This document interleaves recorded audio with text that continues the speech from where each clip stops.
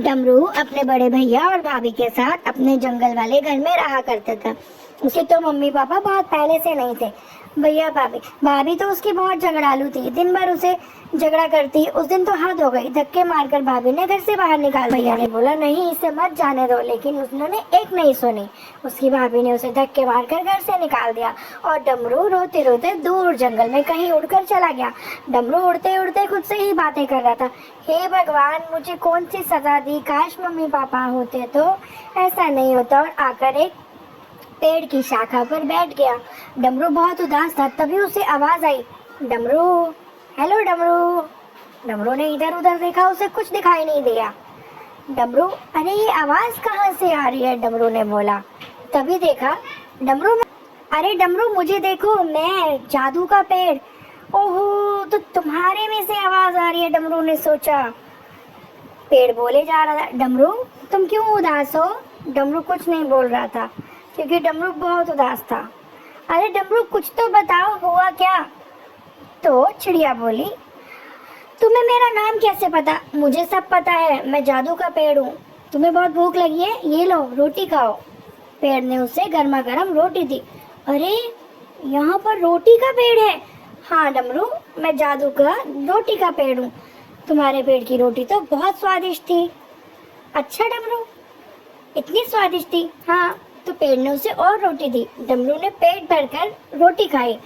आज मैंने पहली बार पेट भरकर खाना खाया है। अच्छा डमरू, अब तुम खुश हो क्या। हाँ, तो डमरू तुम यहीं पर रह जाओ ना, हम दोनों खूब बातें किया करेंगे। तो डमरू बोला, नहीं, ऐसे मैं तुम्हारे यहाँ रहकर रोटी खा खा कर तो बहुत आलसी हो जाऊंगा, तो मुझे कुछ काम करना चाहिए। और वैसे भी भाभी मुझे रोज ताने मारती है, कुछ काम धाम तो करता नहीं मैं। अब मैं सोच रहा हूँ कि मैं तुम्हारे पेड़ की रोटियाँ ले जाकर एक ढाबा खोलूं और मैं वहाँ पर तुम्हारे पेड़ की रोटियाँ बेचूं। अरे डमरू, ये तो बहुत अच्छी सोच है तुम्हारी। मैं मेहनत करके कमा कर खाना चाहता हूँ। हाँ डमरू, मैं तुम्हारे साथ हूँ, मैं तुम्हें ढेर सारी रोटियाँ दिया करूँगा रोज। तुम बहुत मेहनती और अच्छे चिड़िया बच्चे हो, पेड़ ने बोला। अब डमरू, तुम मुझे ये बताओ, तुम इतने परेशान और यहाँ पर इस जंगल में कैसे पहुँचे, और तुम जब आए थे तुम इतना रो क्यों रहे थे।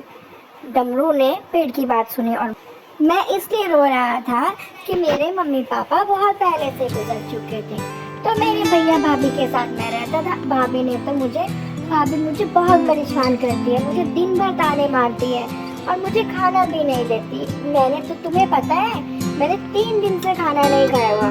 डमरू, मुझे तुम्हारी बात सुन के बहुत दुख लगा, मैं बहुत दुखी हूँ। और पेड़ भी रोने लगा। अच्छा डमरू, तुम मुझसे वादा करो, तुम आज के बाद बिल्कुल भी रोओगे नहीं और उदास नहीं होगे। मैं नहीं रोऊंगा, मैं वादा करता हूँ। और डमरू बहुत सारी रोटियां लेकर पेड़ से चला गया। अब तो मैं जो रास्ते पर बड़ी वाली सड़क है ना, वहाँ पर एक ढाबा खोलूँगा और फिर मैं ये रोटियाँ वहाँ पर बेचा करूँगा। मुझे दाल बनानी तो बहुत अच्छे से आती है। कुछ ही दिन में देखना, सारे जंगल के पंछी मेरे पास आकर खाना खाया करेंगे। और डमरू ने बड़ी वाली सड़क पे बहुत अच्छा सा रेस्टोरेंट खोला। वह छोटा था पर बहुत सुंदर तो शांत जगह थी। वहाँ पर बहुत हरियाली थी और वहाँ बड़े बड़े ट्रक आया करते थे क्योंकि वह हाईवे का ढाबा था। अब तो सारे पंछी आकर, डमरू तुम्हारे खाने की तो मैंने बहुत बहुत तारीफ सुनी है, बहुत स्वादिष्ट खाना बनाते हो।